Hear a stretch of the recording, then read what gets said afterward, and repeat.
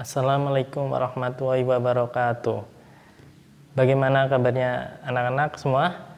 Baik, kalian berjumpa lagi dengan Pak Chandra ya dalam pelajaran kimia kelas 11. Nah, untuk pembelajaran daring kali ini kita akan membahas materi mengenai termokimia, di mana kalian sebelumnya sudah mempelajari materi termokimia yang berkaitan dengan penentuan delta H gitu ya, jenis-jenis perubahan entalpi juga.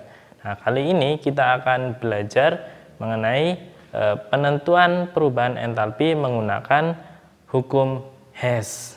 Ya, sebelum memulai pembelajaran, marilah kita membaca basmalah bersama-sama. Bismillahirrahmanirrahim. Oke, jangan lupa kalian tetap menjaga protokol kesehatan dan selalu menjaga kesehatan diri, begitu ya. Oke. Nah, di pertemuan sebelumnya kalian tentunya sudah membahas ya mengenai mempelajari mengenai termokimia.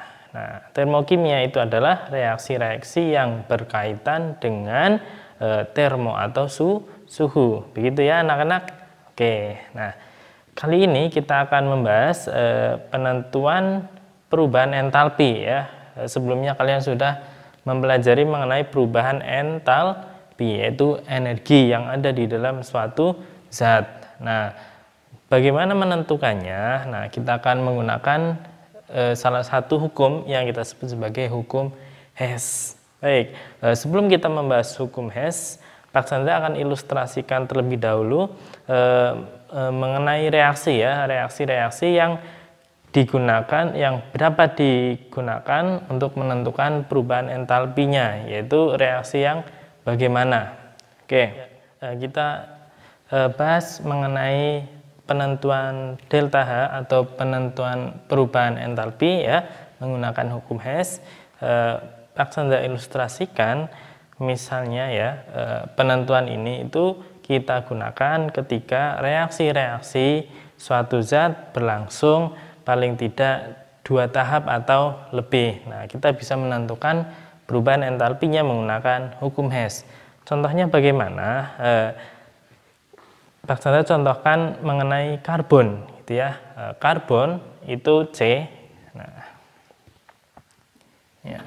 Oke, jika karbon ini kita reaksikan dengan oksigen, gas oksigen, apa yang akan terjadi? Oke, tentunya kalian tahu ya, karbon direaksikan dengan oksigen akan membentuk gas CO2. Nah, reaksi ini itu dapat berlangsung jika terdapat oksigen yang banyak jumlahnya atau oksigen berlebih, gitu ya.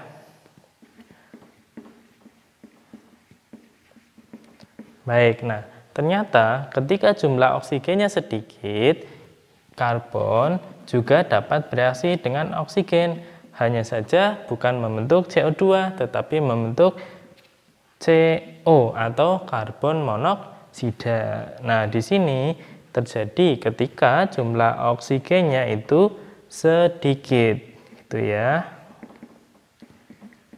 Nah, sehingga bisa kita ilustrasikan ya, reaksi karbon dan oksigen bisa membentuk CO2, juga bisa membentuk CO. Nah, dalam hal ini untuk CO sendiri, jika bertemu dengan gas oksigen yang lain, misalnya ya ada sisa gas oksigen, kemudian bertemu dengan CO, ternyata juga bisa membentuk gas CO2. Nah, contohnya seperti ini, CO ditambah dengan O2 akan membentuk CO2. Tentunya di sini jumlah atom-atomnya belum setara ya, nanti bisa disetarakan. Misalnya C-nya di kiri 1, kanan 1, O-nya di kanan 2, di kiri 3 ya. Nah, ini kita jadikan saja sama-sama 2, jadi kali koefisiennya setengah. Begitu. Nah, ternyata kalau kita simak antara C ditambah O2 menjadi CO2, ini ya, reaksi ini dapat berlangsung dalam 2 tahap. Yang pertama, tahap ini ya, 1. C C ditambah O2 menjadi CO dulu, nah, karena oksigennya sedikit, kemudian ada oksigen lagi, sehingga reaksinya ke tahap 2, yaitu CO ditambah dengan oksigen lagi membentuk CO2, sehingga hasil akhir dari tahap 1 dan tahap 2 akan diperoleh reaksi seperti yang di atas, begitu ya. Nah, nanti hasilnya adalah terbentuk C ditambah O2 menjadi CO2. Nah, bagaimana reaksi ini bisa terjadi? Nah, nanti kalian akan pelajari pada hukum Hess, yaitu kalau melihat zat di kiri dan di kanan sama zatnya, maka dicoret. Ini ada CO, CO dicoret. Kalau zatnya di ruas yang sama, itu dijumlahkan. Oke, nah itu akan kita pelajari pada hukum Hess ya. Nah, ilustrasinya cukup seperti ini dulu. Nah, mari kita simak mengenai hukum Hess tersebut. Baik anak-anak, kita lanjutkan pembahasan mengenai hukum Hess ya. Ada seorang ilmuwan yang mengaitkan antara reaksi yang berlangsung dalam beberapa tahap dengan perubahan entalpinya. Nah, di sini ada yang bernama Hess, ya.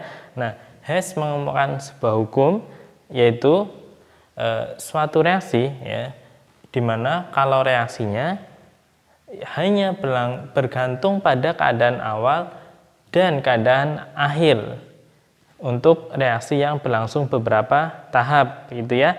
Nah, jalannya reaksi tidak mempengaruhi perubahan entalpi total. Maksudnya seperti apa? Nah, ilustrasinya seperti ini. Ketika kalian ingin menuju suatu kota, ya, dari misal di Purbalingga ke Jakarta, kalian bisa lewat ke utara ataupun bisa lewat jalur selatan.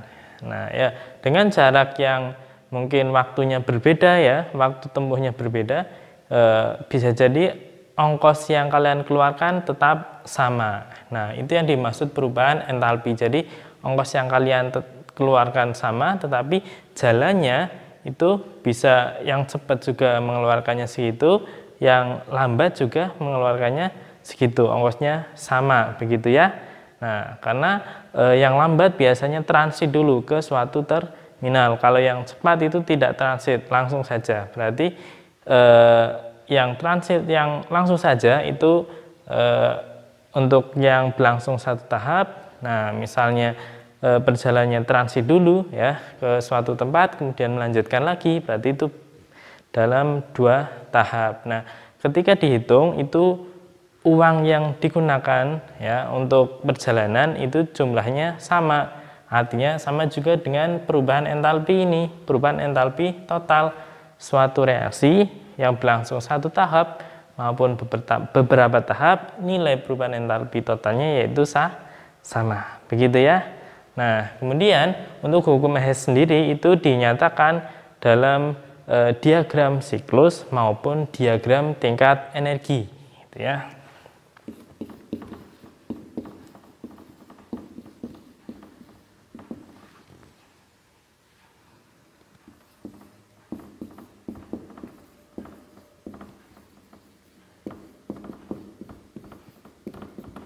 Ya, ini untuk diagram siklusnya ya.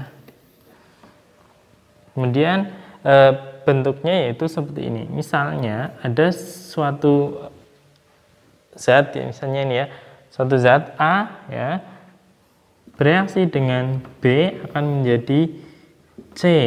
Nah, ternyata A dengan B itu juga bisa menjadi D dulu, gitu ya. Nah, dari D baru menjadi C. D bereaksi lagi dengan zat yang lain, gitu ya, misalnya baru menjadi C. Ini berarti kita katakan perubahan entalpi 1 atau delta H1. Nah, ini delta H2, ini delta H3, begitu ya. Nah, ini untuk diagram siklus. Dari yang bagaimana untuk diagram tingkat energi, ya. Jadi dalam hukum Hess, menurut diagram tingkat energi, bentuknya itu agak berbeda dengan diagram siklus. Ya, perbedaannya bagaimana? Perbedaannya yaitu pada diagram tingkat energi, kalian perhatikan terdapat sumbu Y, ya, dia sebagai nilai energinya. Kemudian ada sumbu X. Sumbu X itu terdapat zat-zat yang bereaksi. Nah, sebagai contoh, diagram siklus kita ubah ke dalam diagram tingkat energi. Maka A ditambah B menjadi C, delta H-nya delta H1, ya. Kalau kita lihat di sini, A ditambah B menjadi C juga sama, delta H-nya delta H1. Kalau saya gambarkan dalam diagram tingkat energi, arah panahnya turun, maka nilai delta H1 ini bernilai negatif, ya.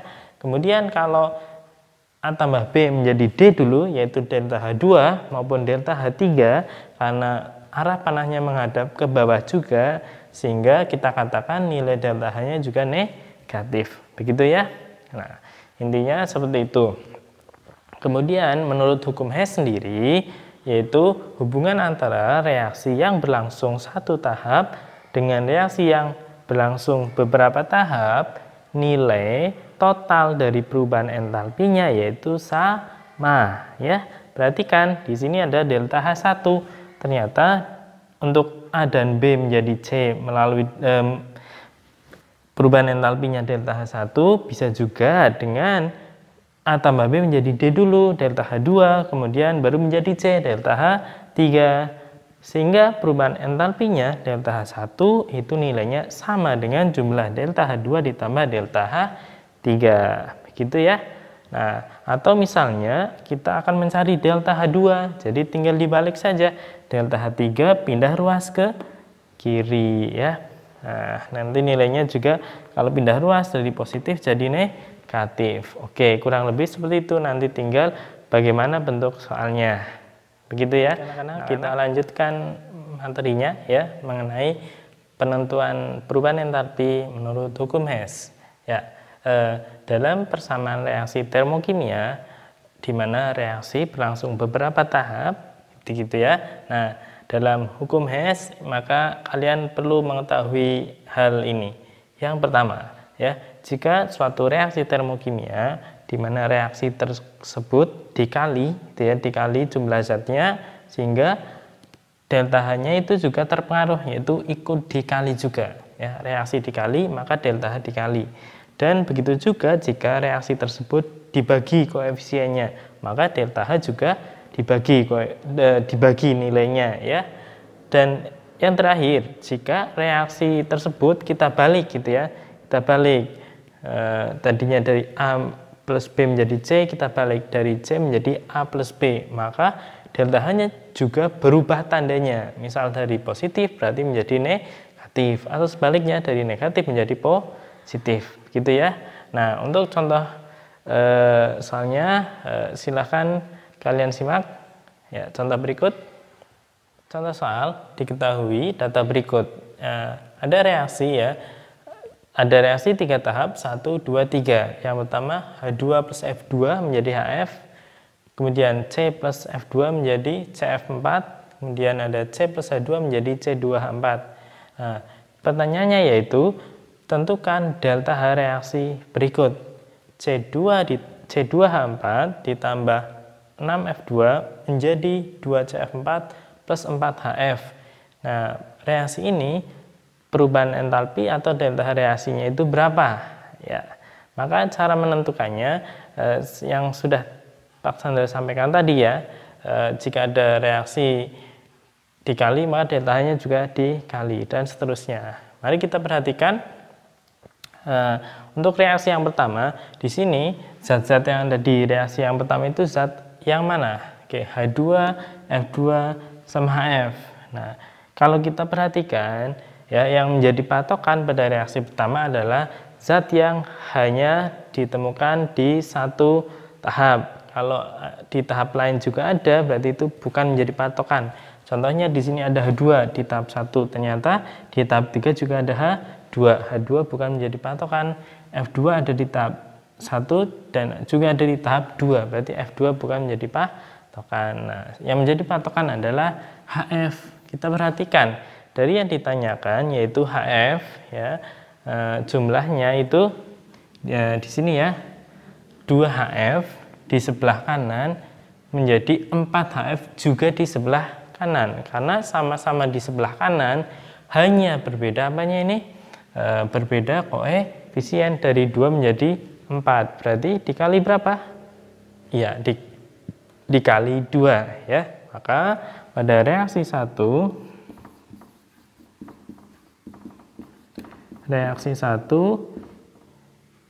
dikali 2 gitu ya. Reaksi 1 kita kalikan 2 semuanya, zat dan delta H-nya. Nah, contoh ya, 2H2 gas ditambah dengan 2F2 gas menjadi 4HF. 4HF gas ya. Oke, jangan lupa deltanya juga dikali 2. Nah, delta H-nya sama dengan, kalau dikali 2 berarti 4, 7, ini 10 ya. Ini negatif ya. Ini kilojoule min 1074. Karena sudah dikali 2. Nah, kemudian pada reaksi yang kedua yang menjadi patokan yang mana? 1, 2. Reaksi yang 2. Nah, kita lihat pada reaksi 2, zat yang hanya ditemukan pada reaksi 2 itu yang mana? Kita cek C di tahap 2 ada, di tahap 3 ada, berarti bukan patokan. F2 di tahap 2 ada, di tahap 1 ada, berarti bukan patokan. Maka yang menjadi patokan adalah yang ini, CF4. Kita perhatikan di pertanyaannya, CF4 ya. Nah, di sini ya, ternyata letaknya sama-sama di kanan, berarti tidak perlu membalik reaksi ya. Kemudian kita lihat koefisiennya, CF4 di data 1, di pertanyaan 2, berarti dikali 2, maka semua reaksi dan delta H juga dikali 2.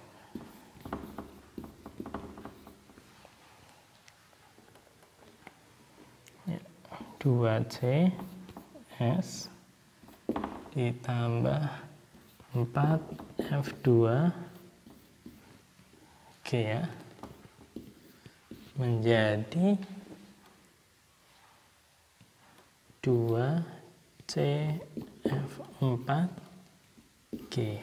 nilai delta H-nya yaitu kita kalikan 2, 0,663 kilojoule. Nah, ini untuk reaksi 2. Bagaimana dengan reaksi 3? Nah, kalian perhatikan reaksi yang 3, kalian perhatikan pada pertanyaan yaitu C2H4 plus 6F2 menjadi 2CF4 plus 4HF. Maka di sini pada reaksi 3 yang menjadi patokan yaitu adalah C2H4.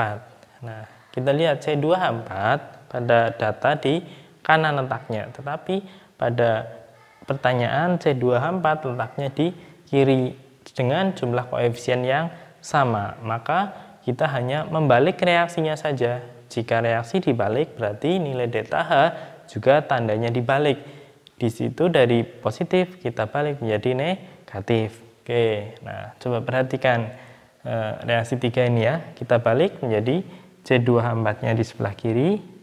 Hasilnya adalah 2C plus 2H2 dengan nilai delta H yaitu min 52,3 kilojoule. Awalnya dari plus ya, kita balik reaksinya, delta H-nya juga dibalik jadi min. Nah setelah ketemu reaksi 1, 2, dan 3, maka untuk menentukan delta H reaksi kita jumlahkan seluruh nilai perubahan entalpinya. Penjumlahan delta H1, delta H2, dan delta H3 ya, ini merupakan penjumlahan seluruh entalpi, maka diperoleh nilai ya delta 1 min 1074 dikurangi min langsung ya min 1360, kemudian min 52,3, maka delta H reaksi dari C24 plus F2 menjadi CF4 plus 4HF ya, diperoleh nilai sebesar min 2486,3 kilojoule. Nah, begitu anak-anak untuk menentukan perubahan entalpi menggunakan hukum Hess, yaitu menggunakan tahap-tahapan reaksi. Jika kalian menjumpai bentuk soal yang lain, tinggal dikembangkan sendiri saja ya metodenya. Nah, kurang lebih konsepnya adalah delta reaksi sama dengan delta H1 tambah delta H2 tambah delta H3. Nah, ini diutak-atik, misalnya pindah ruas, begitu bisa itu. Nah, nanti silahkan kalian pahami lagi ya. Nah, kurang lebih untuk penjelasan materi termokimia kali ini Pak Chandra cukupkan sekian. Jangan lupa tetap menjaga diri dan tetap semangat dalam belajar, karena keberhasilan kalian adalah kalian sendiri yang menentukan. Baik, pertemuannya saya tutup. Wassalamualaikum warahmatullahi wabarakatuh.